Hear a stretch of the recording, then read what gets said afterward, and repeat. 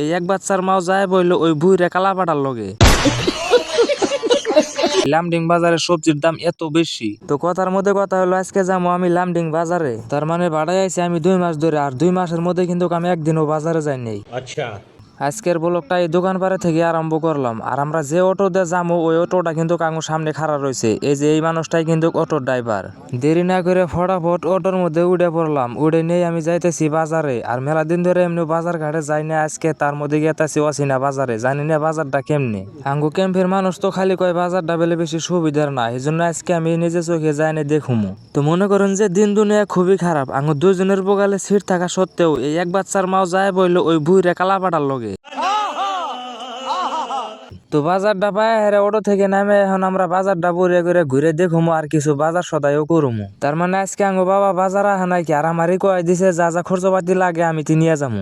তো এনে এক দোকানের সামনে এই কলমুদ্দিগণকে দেখা হইলো, মানে এরা আঙ্গো ভাড়ারি মানুষ কিন্তু এরা আগে আয় পড়ছে বাজারে। এই দোকানের সামনে এই বেড়ার লগেও দেখা হয়ে গেল। তার মানে এই বেড়া ঠানগুন আমি বহুদিন আগে কটা টেহা নিয়েছিলাম, যার জন্য ভাবলাম এই টেহা ডিহান ঘুরাই দেয় যাতে নুন মুচকি না খাহারে। টেহা দিলে আমার বেড়ারে কইলাম যে এই টেহা দিয়ে নুন মুচকি না খাও, আর এই জন্য বেড়া খুব খুশি হয়ে গেছে গা। সবজি বাজারে হেরে এই বেড়ি ঠানগুন 1 কেজি টমাটম কিনলাম 50 টাকা দেয়।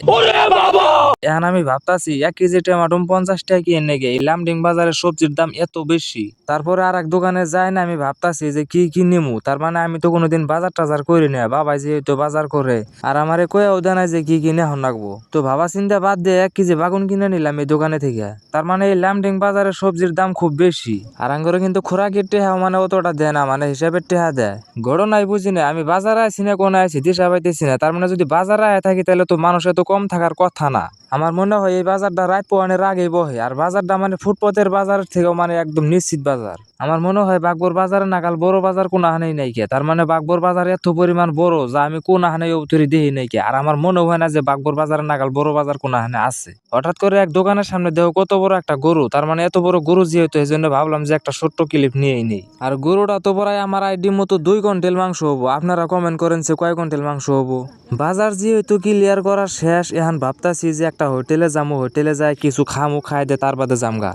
তো এক হোটেলে গেলাম, হোটেলে যাই কইলাম যে কি আছে। হোটেল আল্লাহ কইলো যে কিছুই নাই, খালি অলনি পরোটা আছে। তো যার জন্য আমরা 2জন পরোটা খাই নিলাম। তো এক অর্ডার মধ্যে 5 মুড়ে বরিয়া করে ব্যাগ 2টে থুয়ে নিলাম। ব্যাগ 2টে তো নাই, একটা আর একটা পলিথিন। তার মানে ব্যাগ আমি আনি নাই কে। তো ওটার মধ্যে কিন্তু একজন মানুষও নাই, আমরা 2জন মানুষই ফার্স্টে এলাম। আর 2জন মানুষ আইলে অটো যাইবো। ড্রাইভার আঙ্গ কইলো যে তোমরা 2জন বহো আর 2জন মানুষ আমি ডাক দিয়ে নিয়ে আইতেছি। আর অটোর মধ্যে বয়া হেরে আমি মেলা টাইম ধরে দেখতাছি এই গিদ্দিটা কার লগে যিনি ক্যাসাল করতেছে, তাও আবার ফোনে।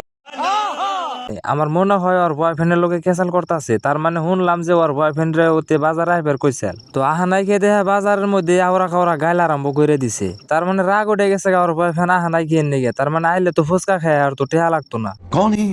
গেদিডের মনে করেন যে বয়সী অনেক বাজার মধ্যে একদাবার পাগলামি ছাগলামি করে আবার ঘুরে গেতাছে এই বাড়িতে। তো ওড়তে বয় আইতে আইতে আমি একটা জিনিস লক্ষ্য করলাম, এই ওয়ালটার রুমরে যে দেখতাছেন ওটা হলো কর্মস্থান। লামডিং এর মধ্যে মনে করেন যে এটি কর্মস্থান। পেশাল বাড়তে বাড়তে অটোওয়ালা ডাইরেক্ট ক্যাম্পে নিয়ে পড়ছে। আমি দেখি নাকি দেখেন একবারে ক্যাম্পের বোগালে আইছে আজকে। তার মানে উমরে দোকানের সামনে যদি নামি তাহলে কিন্তু 20 টাকা দেয় নাকি। আর এমনি রুমের সামনে নিয়ে আসি এখনো 20 টাকা দেয় নাকবো। এই জন্য ভাবলাম যে রুমের সামনে নিয়ে যায়। তো ভাই আজকের ব্লগটা এই পর্যন্তই শেষ।